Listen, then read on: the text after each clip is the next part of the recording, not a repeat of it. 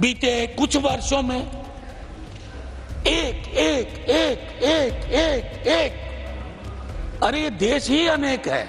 मैंने कभी कल्पना नहीं की थी कि पॉलिटिकल साइंस में अंडर ग्रेड में एडमिशन लेने के लिए बच्चा कोचिंग इंस्टीट्यूट में जाएगा। सर अगर रैप अप कहने कहिएगा तो यूं ही बैठ जाऊंगा। हालांकि उन मंत्री जी से मैं शिकायत करता नहीं हूं, क्योंकि जो उनका पोर्टफोलियो है उस पर वो कम बोलते हैं, बाकी विषयों पर ज्यादा बोलते हैं। अरे बड़ा सम्मान करता हूं, आपको पता नहीं है। बस वो हिंदू मुसलमान करते रहे, हम फिर भी सम्मान करते हैं। प्रस्ताव अब्दुल्ला साहब का है और ये बेगानी शादी भी नहीं है, तो उनकी दीवानगी मुद्दे के लिए है। बेगानी शादी में अब्दुल्ला दीवाना नहीं है। हम एक अद्भुत मुल्क हैं। We throw the baby with the water. NTA को अरब महासागर या बंगाल की खाड़ी में फेंकिए। शुक्रिया माननीय उपसभापति जी।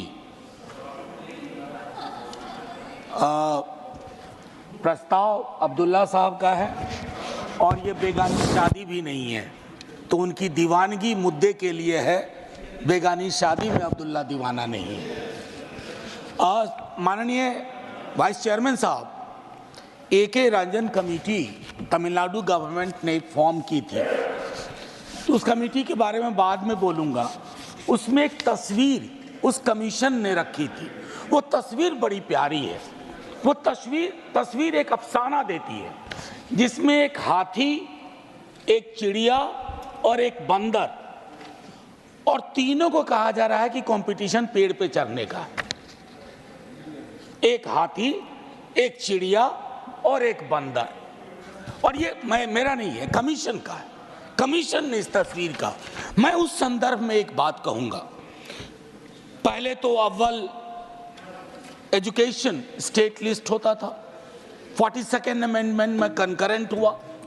42nd अमेंडमेंट के बाद काफी कुछ चीजें हुई, लेकिन ये स्टेट के हाथ से लगभग निकल गए। और एक ऑब्सेशन भी है हमारे देश में। बीते कुछ वर्षों में एक एक एक एक एक एक अरे ये देश ही अनेक है, अनेकता में एकता। यहां भोजन की विविधता है, वस्त्र की विविधता है, क्षेत्रों की विविधता है, धर्म की विविधता है, इन विविधताओं और भाषा की विविधता है। इन विविधताओं के मध्य हमारे अप्रोच में विविधता का सम्मान होना चाहिए था, जिसका नीट जैसी संकल्पना, एनटीए जैसी संस्था उस संकल्पना को मैं समझता हूं उसके साथ उचित न्याय नहीं करती है। माननीय उपसभापति महोदय, मैंने सदन में पहले भी कहा, मैं दोबारा दोहरा रहा हूं। हमारे यहां अंडर ग्रेजुएट एडमिशन में दिल्ली यूनिवर्सिटी में कुछ दिक्कतें थी सर।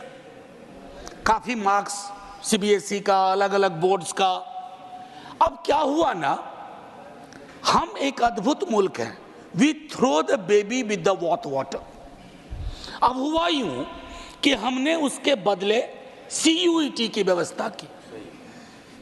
अब मैंने कभी कल्पना नहीं की थी कि पॉलिटिकल साइंस में अंडर ग्रेड में एडमिशन लेने के लिए बच्चा कोचिंग इंस्टीट्यूट में जाएगा। CUET का मतलब हो गया कोचिंग के पितामह, कोचिंग का जन्म। अब देख लीजिए, मशरूम की तरह आ गए। तो ये चीजें हमें सोचनी होगी। हाल ही में इसी सदन ने कोचिंग इंस्टीट्यूट पर विस्तृत चर्चा की है।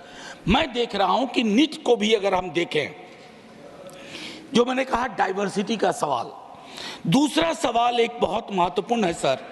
अगर आप फी स्ट्रक्चर देखें, फी स्ट्रक्चर 3 ही मिनट था क्या सर? 5 मिनट था आपके। हाँ सर, बस खत्म कर दूंगा। ये वक्त का भी बड़ा विचित्र मामला है। 3 मिनट था आपका। जी सर, थोड़ा रैप अप करिए जल्दी। सर अगर रैप अप कहने कहिएगा तो यूं ही बैठ जाऊंगा। पॉइंट्स बोलती रही। मैं सिर्फ इतना कहना चाहता हूं कि जो फी स्ट्रक्चर आप नीट का देखते हैं और आप बाकी जगह का तो हुआ नहीं है सर। आज तो मैं एक पीड़ित पक्ष भी हूं सर। मेरा भी रेजोल्यूशन नंबर 2 पे था, जातिगत जनगणना पे, उसे हवा खा गई।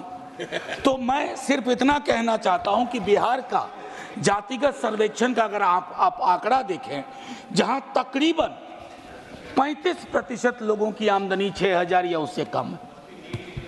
अब उसमें बताइए कि सर ये फी स्ट्रक्चर कहां फिट बैठता है। दूसरा है सर, जिस पर अक्सर हम लोग ध्यान नहीं देते हैं, ये सीबीएसई को टिल्टेड पूरी की पूरी एग्जाम पद्धति है।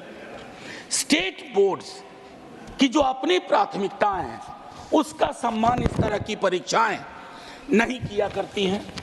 और मैं आखिरी में कहूंगा कि हम सबको ये सोचना होगा कि ये विषय आज ही एक मंत्री जी थे, चले गए, उन्होंने एक बात कही सुप्रीम कोर्ट के ऑब्जर्व, हालांकि उन मंत्री जी से मैं शिकायत करता नहीं हूं, क्योंकि जो उनका पोर्टफोलियो है उस पर वो कम बोलते हैं, बाकी विषयों पर ज़्यादा बोलते हैं। तो हाँ, बिल्कुल उनका फेवरेट टॉपिक है, मैं ज़्यादा नहीं बोलूँगा। मैं सिर्फ इतना कहना चाहता हूँ कि सर, हाँ खत्म करो। हाँ, स्टेट प्रॉब्लम सर, बस एक चीज, अरे बड़ा सम्मान करता हूं, आपको पता नहीं है, बस वो हिंदू मुसलमान करते रहे, हम फिर भी सम्मान करते हैं। नहीं फिर भी सर आखिरी मत करो। हाँ, आखिरी आप अपनी बात बोलिए। आखिरी टिप्पणी कर रहा हूं सर, आखिरी टिप्पणी करने दीजिए।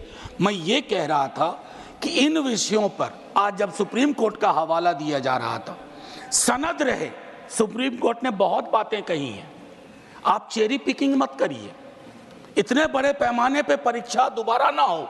लेकिन ये भी कहा है, पटना हजारीबाग के बारे में, गोधरा के बारे में भी चर्चा हुई है। मेरा सिर्फ ये कहना है, माननीय सर्वोच्च न्यायालय के समक्ष सम्मान सहित इतना जरूर कहूंगा, आज के दिन में टेक्नोलॉजी जो है उसमें अगर पटना में कोई लीकेज होगा ना पेपर का, तो उसको हवाई जहाज का टिकट लेकर के गुजरात नहीं पहुंचना है, वो सेकंड में पहुंचेगा सर। इसलिए पूरी परीक्षा एक लेवल पे कॉम्प्रोमाइज थी। और मेरा मानना है कि एनटीए, मैंने मंत्री जी से व्यक्तिगत आग्रह भी किया, एनटीए को अरब महासागर या बंगाल की खाड़ी में फेंकिए, choice is yours. Thank you sir.